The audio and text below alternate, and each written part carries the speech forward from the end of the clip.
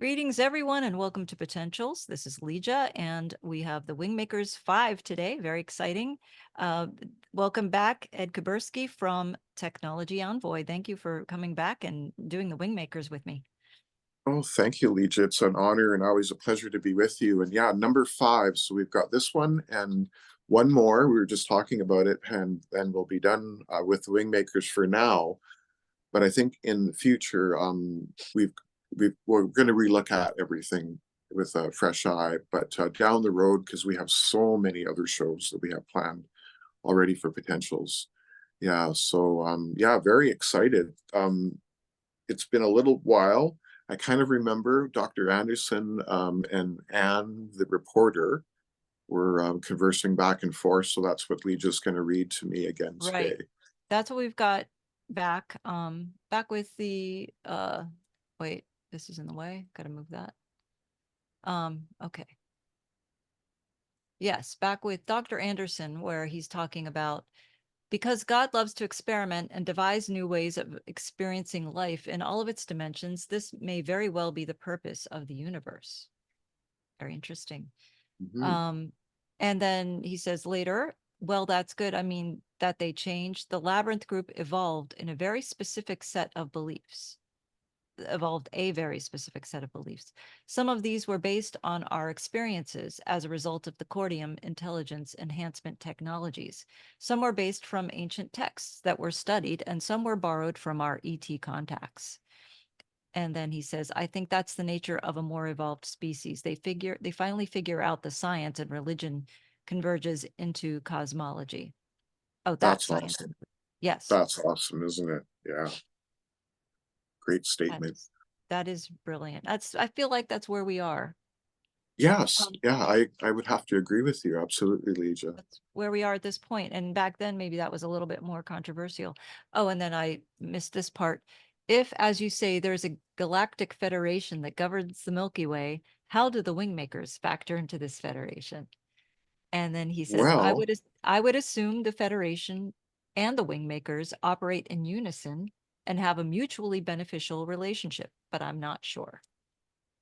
yeah, well, and we can say now, because this was written quite a long time ago, that we know a lot more about the Galactic Federation and all the other federations. So the statement is correct. He just wasn't sure of it at the time. This is an interesting question at the bottom, but if you can use your remote viewing technology to eavesdrop on this alien race in an entirely different galaxy, why can't you observe the Wingmakers and the Federation?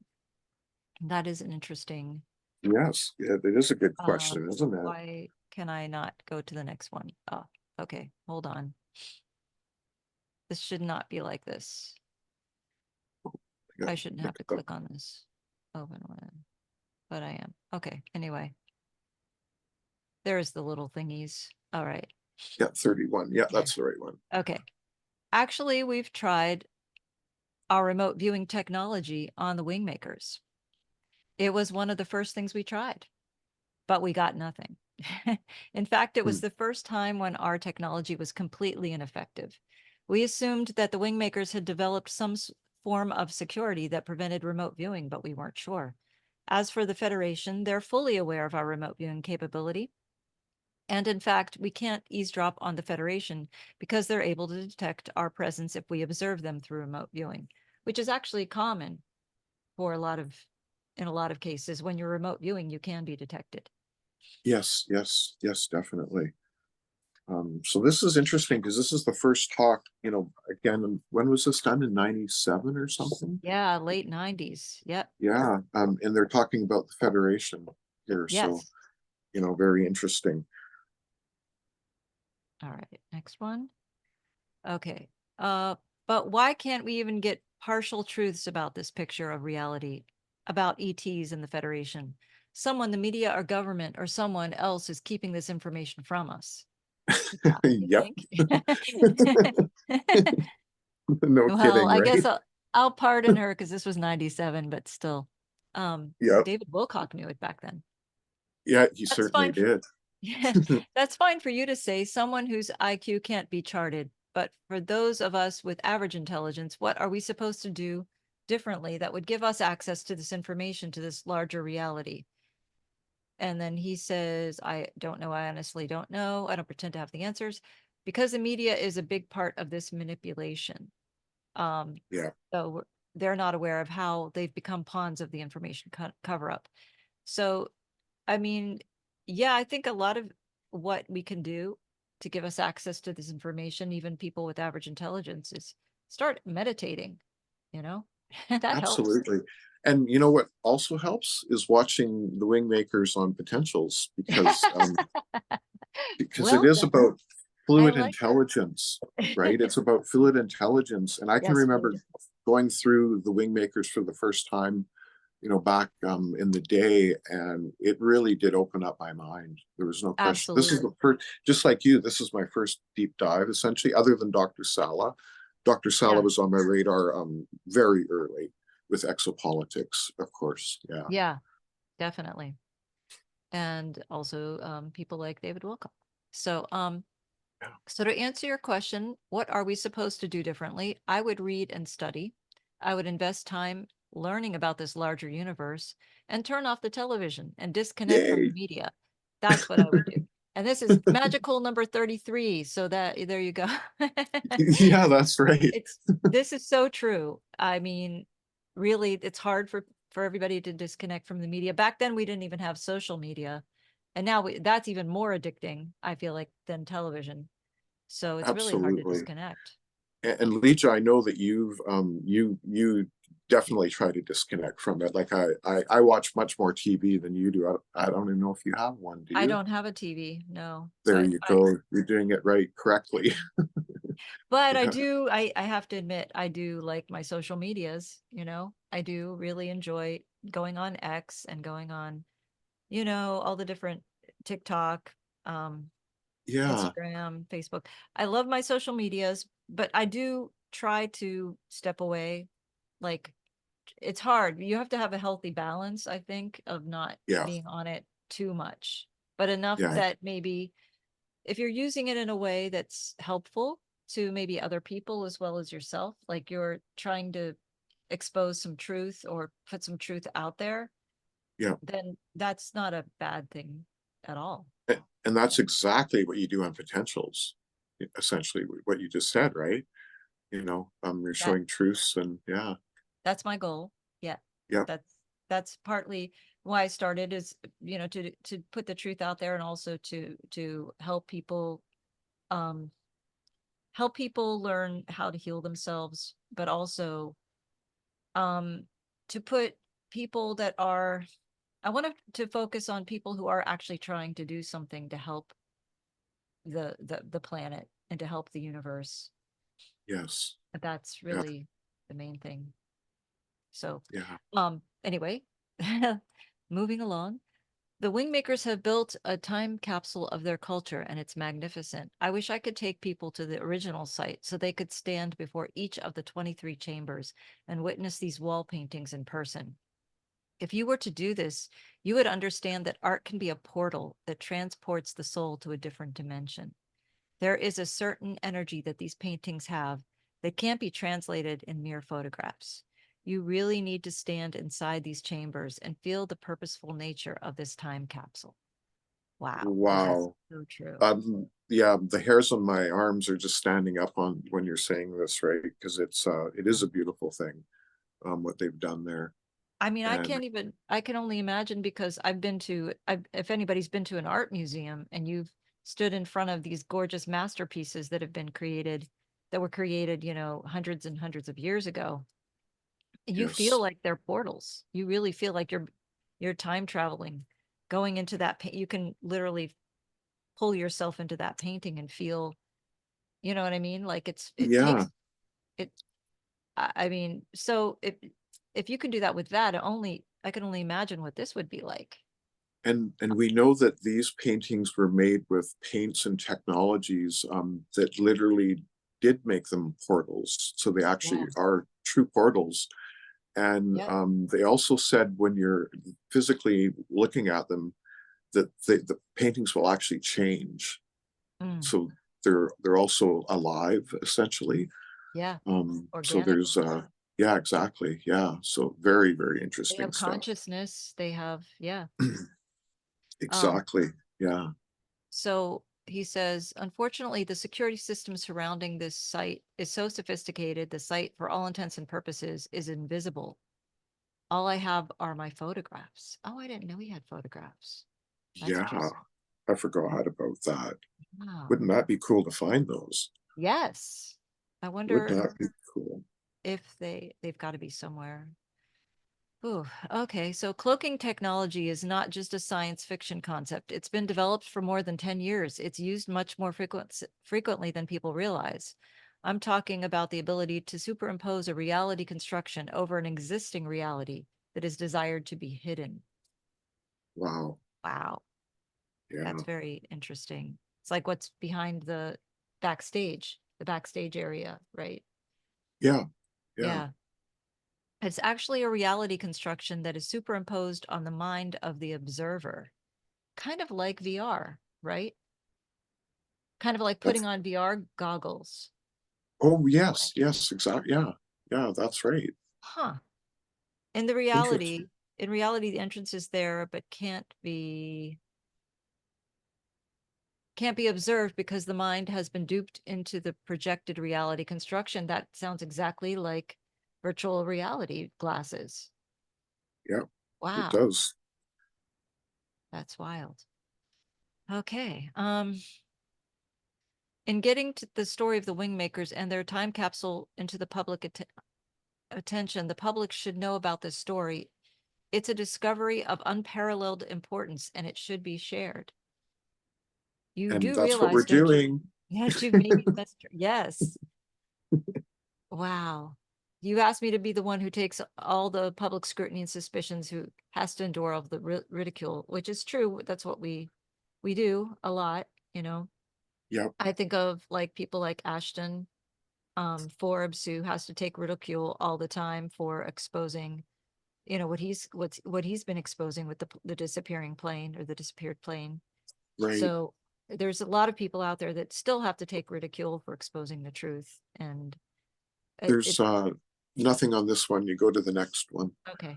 I I was just looking. included it because of the numbers. Oh, right. Just Okay. yeah. Not to throw me off, but you threw me Yeah. off. I did. It worked. On camera. Yeah. Anyway, in this section, you will find 2 of the 5 interviews conducted between Anne and Dr. Anderson back in December 1997. These are the exact transcripts from her tape-recorded interviews. Second interview of Dr. Anderson by Anne. What follows is a session I recorded of Dr. Anderson on December 28, 1997. This was one of 5 times I was able to tape record our conversations. Okay, 5 It'd have been times. cool to have all of them, wouldn't it? Yes, That that would be so cool. And maybe eventually that will happen, maybe. Maybe. right? Yep. I hope so. Okay, last night you mentioned that the Wingmakers had appointed you to be their liaison. He said, I was apparently selected to be their spokesperson in this time, and not only help translate their text, paintings, and symbol pictures, but also help in bringing these things to the public's attention. Bear in mind, 15 has a single-minded ambition to successfully deploy BST, an acronym that stands for blank slate technology. But didn't you say that the process of decoding and translating their language, that your intelligence was affected in a way that would make it more adaptive to the stresses of time travel? I don't think it was a question of intelligence. I think it was more of a multidimensional awareness or ability to sense the higher circuits of consciousness, which I suppose is a form of intelligence. It seemed to me that the Wingmakers were particularly concerned with developing a holistic sensory perception, and that the reason that they encoded their language was to develop these higher senses. Again, I asserted that the ability to interactively time travel requires a seven sensory whoop, multidimensional perspective. It can't be done in the 3-dimensional 5 sensory context of normal human awareness. Yeah, that kind of makes sense. Yeah, it's interesting, right? Yeah, that does make sense. I was the first one to read their language and understand it, he says. Once we unlocked the optical disc, We printed out over 8,100 pages of symbol pictures, like the ones contained in their artwork, except much more varied, and in some instances, much more complex. There were 23 chapters of text or symbol pictures, each consisting of about 350 pages. I decoded the first segment or chapter of this text using a version of the Sumerian translation index that I had set up for access code to the optical disc. However, as I began to decode and translate the text, I began to gain an understanding into the WingMakers culture. And that is where he got so connected to them. Yeah, in Sumerian, that's interesting that it's Sumerian what he used, right? Because that's Yeah. the the heart of everything. And Phoenician, isn't it? Yeah. we're going to learn a lot more about this as we do the Cedars project, which we're going to start tomorrow. Mm-hmm. Um, there's a lot of information about the Sumerians in there as well. When we go through the true history of Earth, and that's there's 5 shows, and Legia, Kat, and I will be doing those in the near future. Yes. Very exciting. I'm looking Yes, forward to that. me too. Uh, so then here he says, well, it's interesting because I was just reading, she fell asleep to the ones she tried to read. They put her to sleep. She Oh, didn't right, yeah, understand them, but consciously, maybe she did, maybe subconsciously. I mean, she might have picked it. It might have, you know what I mean? yeah, yeah, yeah, definitely. Interesting. Yeah, I saw that. Kind of like osmosis in a way, but They managed to put me to sleep every time I tried to read them. Every yeah. time, she said, right? It was via osmosis that she picked it. She's got it in there. Um, but what I was going to say before is that they not only had philosophy, they also had poetry and musical notations. That's interesting. Yes, So I began to theorize that each chamber had a set of objects, a painting, a poem, philosophical discourse, musical composition, and a technological artifact that held a specific message or theme. And the time capsule was designed to be understood by linking these themes together, just as I had linked the 23 master symbols from the paintings to access the optical disc. Wow, yeah. it's really cool. Right. And he only finished decoding 2 entire chambers. She says, but you have a copy of the 8,100 pages of text. He says, yes. He has it, but it's not something he carries around, which is understandable. Uh, I would. you would. Oh man. I can only speculate that if the purpose of the time capsule were to somehow activate higher circuits of learning or intelligence, then perhaps the time capsule would be purposely encoded in order to force a decoding. And in this process of decoding, the activation is triggered. That's Huh. pretty incredible statement, actually, right there, right? That Um, does totally make sense, though. yeah, and that's why there is paintings and music. I highly recommend that everyone go check out, but make sure it's the original site. And do you remember what the original site? It was WingMakers US. That's correct. Yeah, Yep. yeah, because there has been disinformation out there. Yeah. And when there's disinformation out there, we know that this is real because they wouldn't go through that process Hmm. unless they were trying to cover something up that was very significant, Yep. right? Yeah, That's what they do. Okay, it's more complicated than that. The WingMakers language is based on 98 different symbol pictures instead of the 26 found in in our own alphabet. And I'm thinking symbol pictures, is that like Hier- Chinese? well, our hieroglyphics probably kind of both. Yeah. Yeah, I don't know exactly, um, but yeah, very interesting. 3 times is almost 3 times as many symbols, or 3 times as many symbols than we Right. use. So that's telling you that's much more sophisticated language, Yeah. to start out with, right? Right. Which is like why I was thinking maybe like, oh, some of the more ancient languages have more symbols than we do. Right. So, um, So we required for each of the 23 segments of text, a translation that was capable of discerning all the nuance of the prose and also the poetry and music. And Anne says, good, I'm glad you brought up the music because I don't understand that element of the time capsule. How do you mean that? Was the music already on the optical disc and you simply captured it from the disc, or was it basically produced by the Labyrinth group based on the musical notations? That's a good point. He says, Yeah. actually, it was a bit of a combination of the two. Their musical notations were very precise, and they left digital samples of each of their instruments, even vocals. Oh, So, wow. that's Of all cool. of the things that we've translated, the music was the easiest to produce, but that also the one that we're not sure as to its accuracy, which that makes sense. But because it's sound frequencies, but also interesting because it's digital. When they Yeah. first uncovered the the chambers, it was in the 70s, and digital Yeah. music hadn't come Yes, to fruition yet. So the exactly. second time that they uncovered it was the 90s. By the 90s, we had CDs. Yes, exactly. Because it was 1986 when I took engineering that the CD really came to fruition. And I actually did an engineering thing on how it worked back in when I took it Right. because I was so interested in it. So you're absolutely right. And the one thing I do want to say about this is there's something called a D to A converter, and it takes the digital to analog, and Mm-hmm. the quality of the D to A converter determines really how good the sound is, and the Right. better they are, the better it is. And I have a CD player that has one of the best D to A converters, but Yep. so they would have had to take the digital to analog conversion and done it the very best way that they could. And I think they talk about how they did it in the next section here. Okay. And it is way, way, way higher resolution than anything that we'd ever do today. I just want to say that.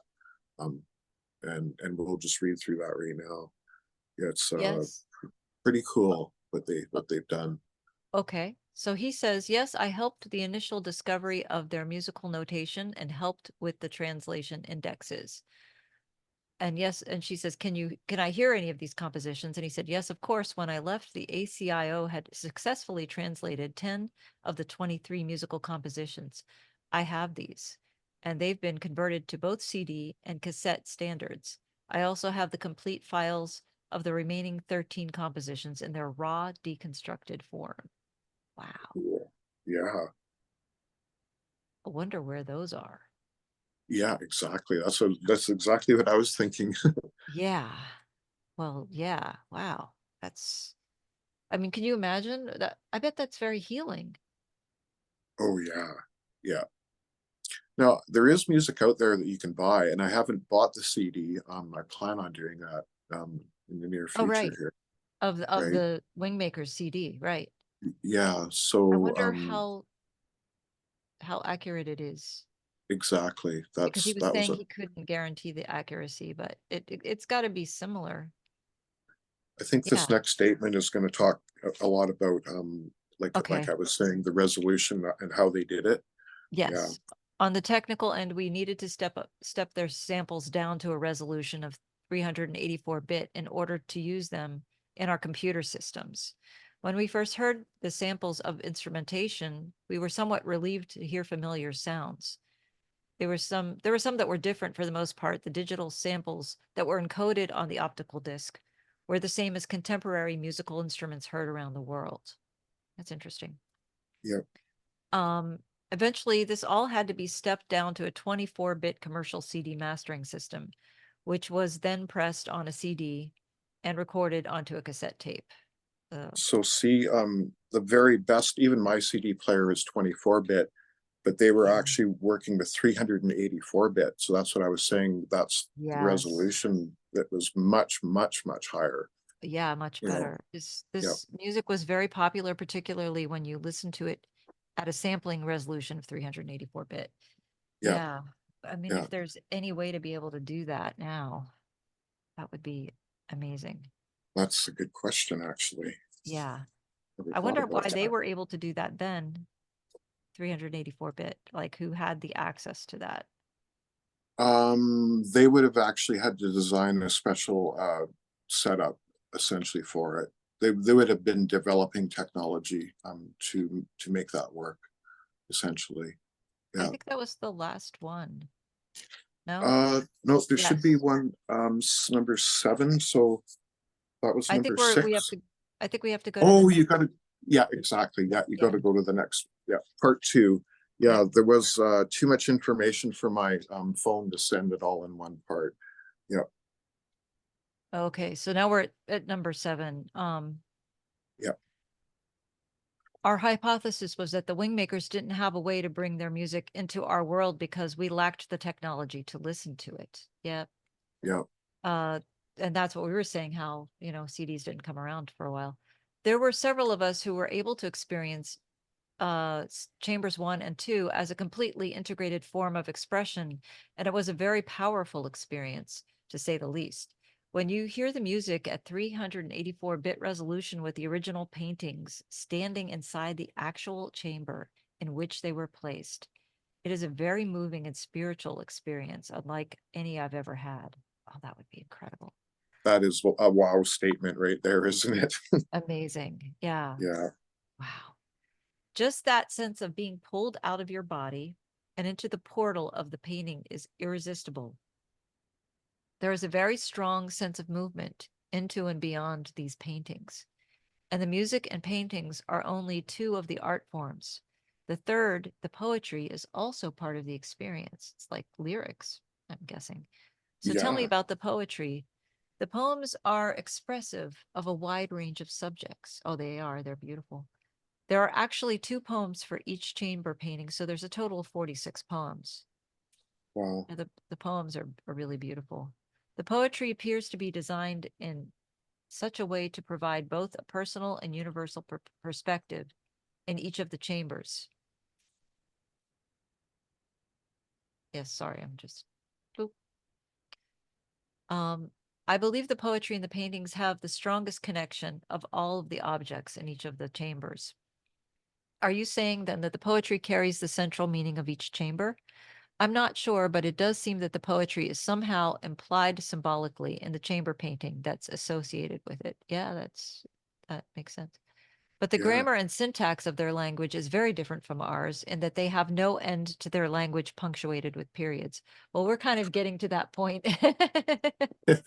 um, I laugh because when I send you guys all emails, and actually Dr. Norma called me out on this. She said, "What is this?" Because I don't punctuate when I do Yeah. stuff, and she called me out, and she didn't like it very much. Actually, You it's have to funny. adapt to it because it's becoming more normal, to be honest. Yeah, I mean, yeah, if you especially with social media, if you talk to anybody, very few people use punctuation anymore. So we're yeah, sort of evolving into the Wingmakers little by little as time goes, and I could see how it happened that way. In a way, it's kind of fun to watch. yeah. It's interesting, um right?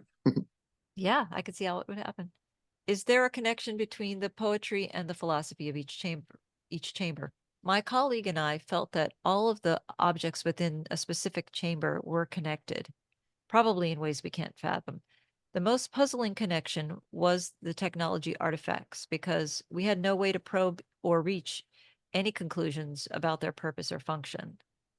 Yeah, the technology ones. Yeah, Like if you showed somebody a CD player or even a mobile phone, 100 years ago, they would have like, what? What is yeah. this thing? That's magic. It's magic Right. or whatever, right? Well, Yeah, they wouldn't, they exactly. wouldn't have known what to do with it. They wouldn't have Yeah, even known how to open it, or they might have been able to figure out how to open it. But when you look inside, why is it round? What's in there? What does that do? Why is there a laser in there? A laser, what they wouldn't even know what a laser was 100 years ago. Maybe they would have. I don't know. But 200 years ago, 300, I don't know. yeah. But anyway, it's all speculation. But it's fun to speculate. Absolutely. Okay, so the optical disc is the only artifact of the 23 we found that the ACIO had successfully accessed, at least that I'm aware of.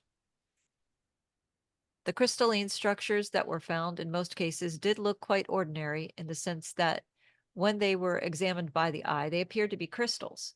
But when you looked through them through various molecular and atomic analysis, it was obvious that they were man-made objects. In other words, they were synthetic crystalline structures. And we held the hypothesis that they were encoded with information, much like the optical disc or the paintings. We also held the hypothesis that they were potentially connected to the optical disc, since it was the last of the artifacts and seemed the equivalent of a keystone or master key. Very, very interesting. And Very interesting. Yeah, synthetic crystalline structures that are encoded with information. right. So there could very well be much, much more information in those paintings that they haven't, I deemed out at this point anyways, right? So I yeah, would feel that is true. Yes. yeah, And I feel like we're sort of kind of slowly figuring that out right now with the fact that we have these Vogel crystals and what yes, we're learning yes. that we can do with them, right? Yeah, the frill generator that Elena and everyone is working on for Right. JISC, and there's so many things. Yeah, this next thing is really interesting. Yes. Very, Uh, very but interesting. but you must bear in mind that the technology artifacts were extremely alien to our technologies. Other than the optical disc, the other technologies were a combination of synthetic materials based on organic structures, and in some instances actually possessed human DNA within their structures. Interesting. So, having said that, we know that with starships, that the commander and the occupants of the starship, their DNA is actually built into the ship itself. Right. So this statement right here is pretty interesting, isn't it? Very Again, accurate. yeah, Yes. yeah, So yeah, she's saying you're saying that the technologies were in part human. Well, yes, in a way. But what I was going to say is that these artifacts seem to have molecular based computer systems that activated by a specific human touch, which is wow. exactly what the spaceships do, right? You have to use It- the palm of your hand to activate it, right? yeah, yeah, exactly. Yeah, or thought consciousness to, Or thought consciousness, right? yeah, yeah, Depending exactly. on what type of, you know, craft it is, Yeah, and probably who made the craft. Um, the philosophical papers from Chambers 1 and 2 convinced us that the Wingmakers could indeed be authentic, and we had no other reason to disbelieve their story. Yep, absolutely. yeah, it's tremendous when you think about this whole thing in as a whole. Um, what they've done is they've come back from the future essentially to give us this time capsule, so to speak. And Right, there's just all this information there, but unfortunately, it was covered up by the ACIO and the deep state, because right. that's essentially who it was, right? Which is But usually what is the case.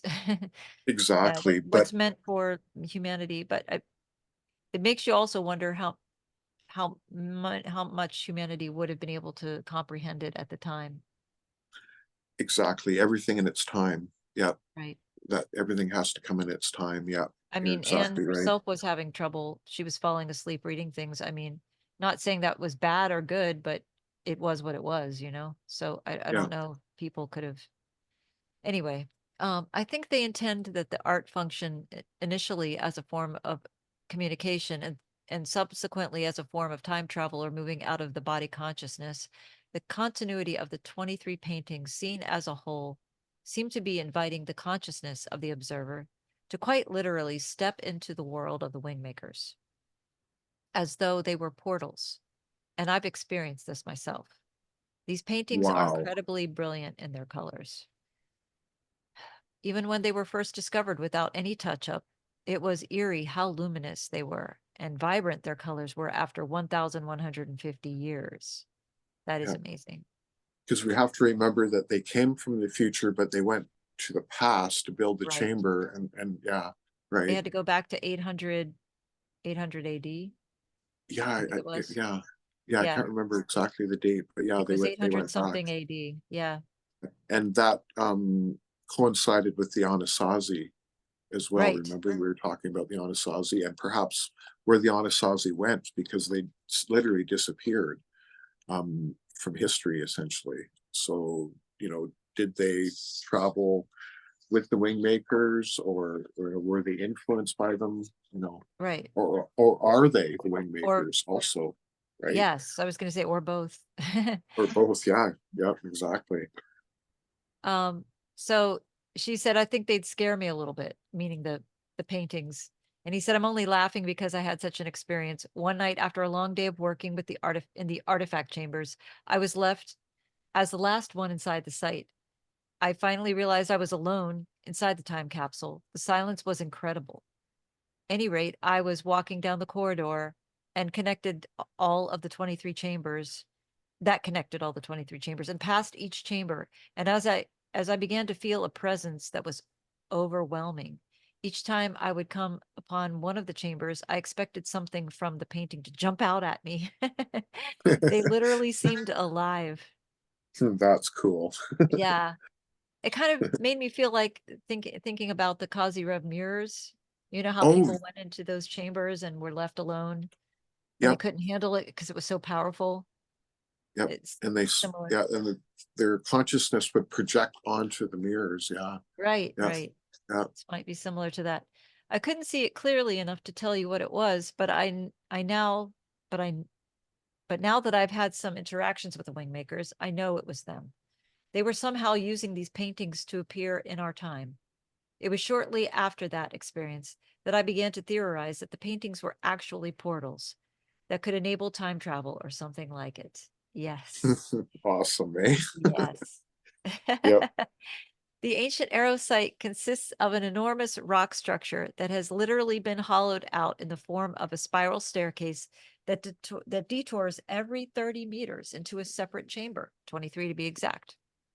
We have Wow. accurate dating of when the chamber paintings were created, and they have to get better at doing this, were conclusively produced in the 9th century, and we're certain that this technology didn't exist then.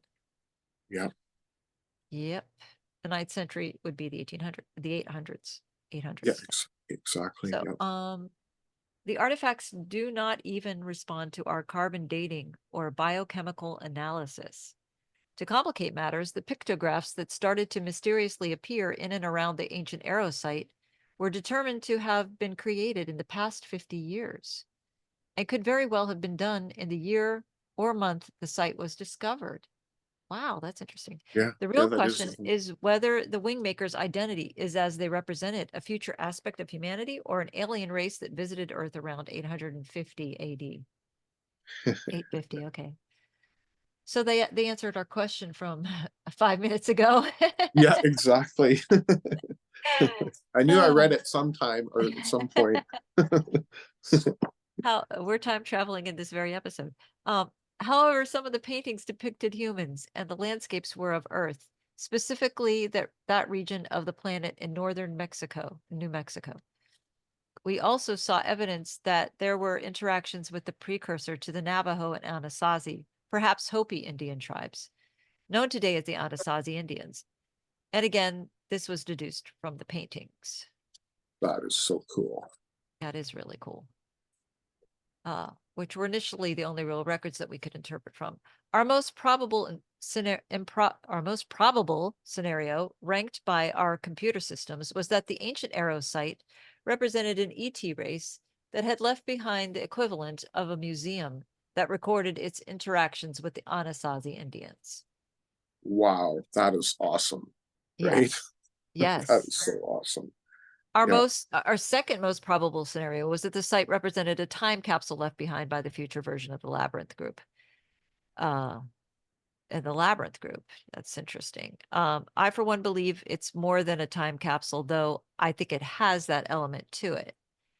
If you take the Wingmakers on face value, in other words, what do they say it is? It's a time capsule that will help facilitate the development of a global culture. They claim that somehow, when all 7 of the time capsules are discovered, that they'll serve as a communication bridge between humans of today and their future selves. Wow, Very, very cool. Right. that's Um, so cool. The seven capsules is pretty interesting because we do know now from Dr. Sala and JP that there are arcs left by the initial seeders that are around the Earth. So, you know, is there a connection? I don't know. I'm just kind of proposing the question, That right? is an interesting thought. Yeah. Yeah, yeah, Oh, 15 is not underlined. yeah. So 15's, I yeah, don't fall yeah. for that twice. Now you know the program. I've learned. Dr. Anderson, I was one of the 5 from the ACIO who made the trip to New Mexico, to explore the site after it was initially determined to have potential ET implications. It was this artifact that brought the project under the control of the ACIO, because the artifact was considered by the NSA to have potential ET origins. Yeah, Um, National Security Agency is the NSA. yes. Yep. Yeah, Oh, yeah, we know what that is. yeah. Like all the other artifacts, it showed no response to carbon dating analysis, and it had peculiar markings or symbols that had seemed otherworldly. It was a pure grade titanium beryllium composite. Yes. Interesting. Which, as you may know, is extremely rare. Its interior was impervious to various spectrum analysis. Even simple X-rays were unable to penetrate the object. Any rate, Interesting. this artifact was essentially handed over to the ACIO, which deemed it to be of ET origins, and then proceeded to investigate the region in which it was found. Yeah. Yeah. So, yep, that's interesting. Titanium beryllium. Yeah, I was going to add some comments to that. I'm just trying to remember Yeah. where I saw that because we've been working with that recently. Yes. Um, Ow. I don't remember if it was Stavati Aerospace with Chris Beskar, some conversations that I had had. I think you might have brought that up at one point. Yeah. Did you Yeah, bring it yeah. up with Dr. James Schwartz? Yeah, I'm drawing a blank. I can't remember where and I read this yesterday and I was trying to figure out where I got that from and I still can't remember, but I'll remember at some point. Maybe we're not supposed to remember it right now. Yeah, maybe at the next show, the last Yeah. and final show, the 6th show. Yeah. Yes. Why did you think it was important to activate it where it was found? Because it was thought to be a form of a compass or homing beacon. And I also think because of frequency of ley lines, correct? Oh, Possibly. yeah. That It that could have is been on a ley actually line, right? that's something that I've never actually had a look at. Yeah, because I kind of know where the site is. The site is 80 miles northeast of Chaco Canyon, Right. We right? should look Uh, into that and see if it has a connection to any ley lines. we should definitely look into that. Yeah. I Yeah. thought about going on Google Earth and trying to use my intuition to figure out exactly where it was. Right. Because I have a understanding of what the canyon would look like. It was a Right. very specific kind of a canyon. We will do that because Yes. we will dive into the wing makers more in the future for sure, You know what we without a should doubt. do? I mean, if we had time right now, I would just bring up Google Earth and look at it, but we got to get through this first. Well, maybe on the last one we can Yeah. consider doing that. Hey, Yeah, we that could would, totally do that. Yeah, yeah, let's do that. Yeah, for for sure. sure. Okay. Great plan.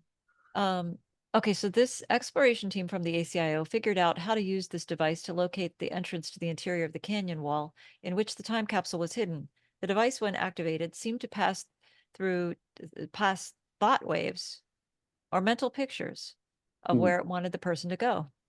Wow, telepathy. The leader of our team was the one holding the device when it first activated outside the site, and he immediately began to see pictures that led him into a cave-like structure tucked 20 to 30 meters inside of the clefts of the canyon wall. Wow, Yep, that's pretty interesting. that is Um, fascinating. that they had to find this device first to be able to actually access the entrance. And know how to So use the device, even. yeah, that too. So it was sort of a divine intervention that, or Uh, a pinch point or intervention point in yes, vertical time, as we talk about. that Absolutely. caused this to happen, right? Yeah. It was an Very, very, insertion yeah, point. yeah, exactly, yeah. The way into the interior was cleverly hidden behind a natural-made cavern, which in its own right was well hidden by natural underbrush. So we'll have to look for that. This cavern was about 25 meters deep and led inside a canyon wall. We presumed it was an Indian dwelling of some kind that had long been abandoned. Towards the end of this cavern, there was a small chamber that jutted off to the side, and at the back of this chamber, there was a large flat rock on the floor, maybe 2.5 meters across, and about decimeters up. Duh, Linda. Decimeters thick.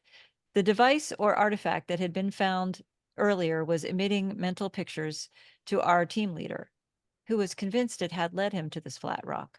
We tried to move Hmm. the rock, but it was clearly too heavy for the 5 of us to even budge. Wow.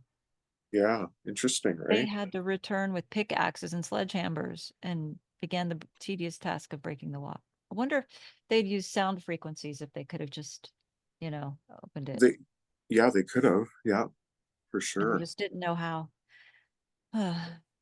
We thought there had to be a reason that the device had sent such a clear image to our leader of this flat rock in the back of this natural cavern. It seemed logical that the device, if it were a homing device of some kind, might be leading us to something that it was designed to help us find. Yes.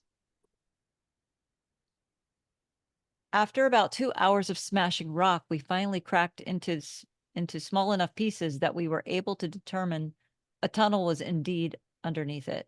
The tunnel was in the form of a J and was about 1 meter in diameter. We took turns and slid down the tunnel and stood at the entrance of the spiral staircase. Spiral staircase. Cool, eh? Wow. Wow. We thought we might find an ET inside and were half aware that it could be an active site, which kept us all on guard. Yep. The device or artifact began to emit a sound frequency that continued to rise in pitch as we walked up the tunnel, and as we got to the first chamber, it went entirely dead, as if its Wow. purpose had been served Yeah, and simply shut down. Wow. We that's assumed cool. it was of ET construction from the moment we stepped out of the J tunnel. Yeah. Yeah. Um, And this is where we kind of end for the last oh, show. okay. The yeah, number I won't, 6. yes. Yeah, yeah, don't Yeah. let any more information out at this point. They already caught a peek glimpse of that. Yep.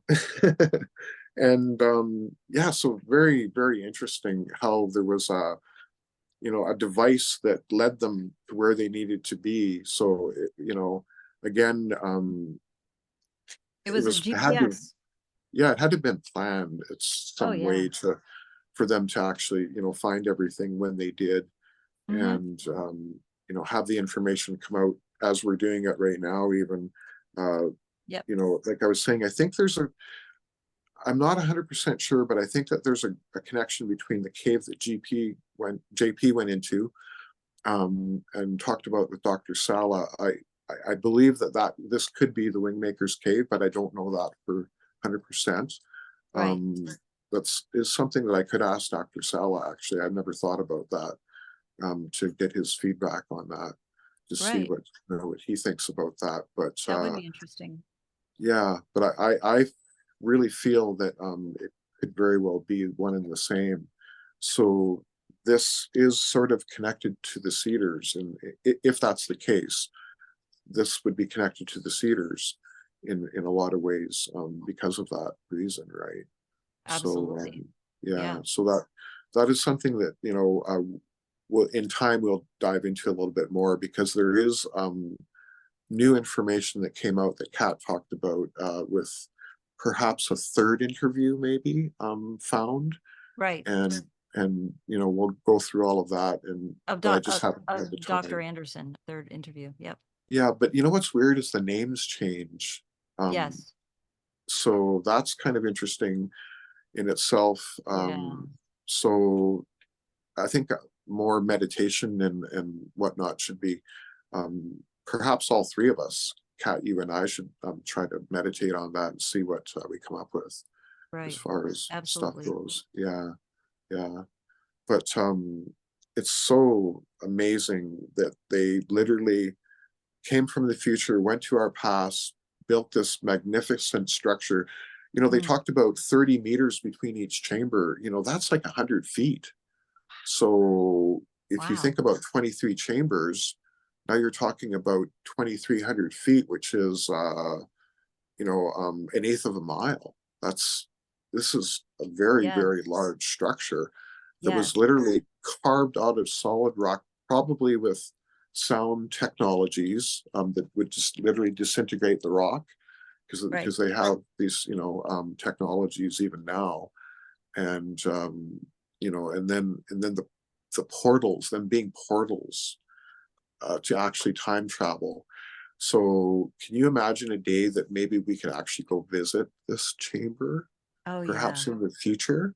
I Like, hope so. have the public actually Yes. go and, feel what, they're, I think, because you'd have to be there to really get the whole feeling of it. But even if we could have somebody go in and film it and show every, the world what it is at some Right. point, and I think that will happen in the future, I think you it, know. it could totally be a transformative experience. Um, it could really transform and transmute the energy that's inside of us Yes. Yep. Yeah, and and we talk inside of about every elevating human. consciousnesses. I think this is a way that they're showing us how to do it. And back to the fluid intelligence thing, the more that you work with the wing makers, the more it seems that it does help your fluid thinking, you know, um, thinking in stages and that type of thing. So Yeah. there's a lot of lessons to be learned just from reading through the information. And of course, I only chose I think about 1/3 is what we're doing. So there's still, if people want to dive deep into it, there's still 2/3 of the information that we're not reading. um, Right. I only went through and highlighted all the things that I thought were really pertinent and really caught my attention, so to Yep. speak. But anybody that wants to do a really deep dive, check out the original site. Hopefully, you can put a link to it in the Yes, I will. description. I will definitely do that. Yes. Also, just uh I feel like if you read it, and that, like we've said this before, if you read it for yourself, you will notice a clarity and a lucidity to your thought afterwards. It it Yeah, it really does something to your brain. It like almost rewires it. It's e- e- amazing. e- exactly. I think it was 2015, 2016 that I did mine originally, and I think you said about 4 years later that you had done Yeah, yours or something like that. right. Yep. Yeah, and it literally was. I had studied the Anasazi Indians, to be fair, back in the 80s Mm-hmm. when I was part of the ARE, which is the Association for Research Enlightenment that was started by Edgar Casey at Virginia Beach. Yeah. And the interesting thing about that is, and I didn't know at the time, but David Wilcock actually lived down there with Mm-hmm. them. And at one point, they took a picture of him and they compared it to an early picture of Edgar Casey. And then everyone started saying, "You look like Edgar Casey." Mm-hmm. And at one point, David Wilcock came out and said that I was the reincarnate Edgar Casey. And people ask me my connection to David Wilcock, and I always say that we go way back. And um, I've always known about this connection to Edgar Casey and was very interested and took a deep dive into Edgar Casey. Yeah, But he's David, fascinating. yeah, and David Wilcock also was Ra back in the day, and he was responsible for building the Great Pyramid. Right. And that's my connection, is back then I with him. I also feel like I may have a connection to the Anasazi only because when I was a little girl, I used to draw on the borders of all my papers, my homework papers and stuff like that, these little symbols, and I didn't know what they were. But Right? much later, I think I was in college or something, and I came across the Anasazi somehow in some kind of literature that I was studying, and I saw these symbols and that was their symbol. And I was like, that's weird. That's symbols that I've always drawn. and I didn't Wow. know what they were. I just was as a kid, you know, very young. I started doing. So I don't know. I don't know. So It's weird. possibly in a past life, then you could have been one of them, perhaps even, Maybe, or in a future right? life, Or yeah, or that both, too, or or both. both. Yeah. Yeah, exactly. Yeah, that's very interesting. And I know that symbols, because we've talked about symbols quite a bit before, that they were sort of an awakening for you in some ways, especially Mm, with Frank Chili, the symbols that came off the bottom of of the the craft, craft at Roswell. And when you right? saw them, it triggered you, and me to a certain extent too, because we did talk about that one day. Right. So it's interesting, and thank you, Frank, for Mhm. having opened everything. I have to say that Frank, he was the one that really he got me on the radio show, and you Mhm. know me that I My don't friends. like being on film. I don't like even talking about myself. I don't like being on the radio, but he was the one that actually sort of triggered it and started all of this. And look where we are now. You know, Yeah. it's hard to get us off talking about stuff now. Yeah. Right? Oh, yeah. Frank was a catalyst for sure, and awesome as usual, as always. Yeah, Um, yeah, yeah. definitely. And hopefully we'll see more of Frank on your show too. I'm very Yeah, he's every just time he been brings super something, it's busy. He's been super busy right now, so he's trying to catch yeah, up. He'll be back on for sure. oh Absolutely. yeah. And everything he Yeah. brings is historical, like literally Oh, wow. historical. Yes. Yeah, Yep. yeah. Because He he knows, well, he he was knew there. William Tompkins, Yeah. probably knew William Tompkins probably the best of all the men, because I've had contact with 5 men that knew Tompkins personally.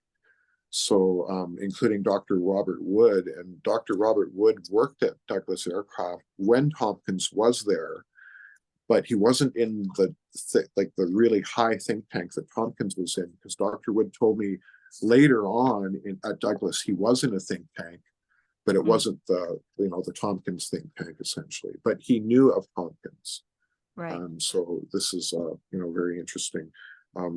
It would be awesome to actually have him on. I may actually ask him, but I'm not Mhm. sure if he would or not. But it would be really cool to hear from the man himself, right? That Oh, actually absolutely. wrote the Yes. book, or Thompson wrote the book, but Dr. Wood is the main editor, and of course Dr. Sala is the associate editor of Tompkins' books, right? Mm-hmm. Um, Dr. Sala was over at Tompkins' house one day when they had a slideshow. Thompson was showing slides, and Dr. Sala took some pictures of these slides. And 2 of the pictures appear, I think, on the back of the second book, I think it is. And they are literally the command bridge of a Solar Warden craft, one Mm. of which many that Tompkins built, because there were 8 initial built back in the day for Solar Warden, and now the new Solar Warden program, they're building 12 Wow. starships, right? Yeah. One of them is being built in behind Salt Lake City, in a facility that Frank Chili talks about, and these things are 10 miles long. They're Mhm. 17 kilometers long, right? So Right. and Right. I they're think he yeah, mentioned that. Right. yeah, they're On building my 12 of show. them, Yeah. yeah, as On we one of the speak. So episodes. yeah, Oh, yeah. yeah. That's awesome. Yeah, it all kind of relates back. It's all connected in one way or the other back to the Galactic Federation, and the fact that there is someone up there helping us, and they are connected to the Earth Alliance, as Elena Denon talks a lot about, right? So yeah. Hmm. So this has been awesome again. One more Yes, one more absolutely. Wingmakers under our One more belt, to and go. yeah, one And more to go. Yeah. thanks again for bringing it to me in such a beautiful way.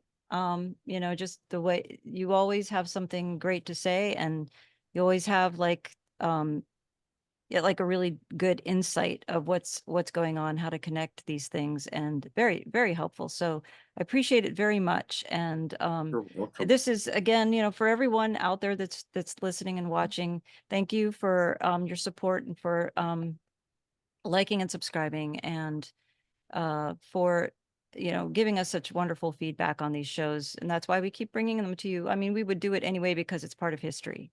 right? Yes. But we do enjoy that you're getting something from it and that you're communicating that with us. So thank you for that. And we will be back with more. And Ed will be back. And thanks again, everyone. We will see you next time. Ciao for now. Bye.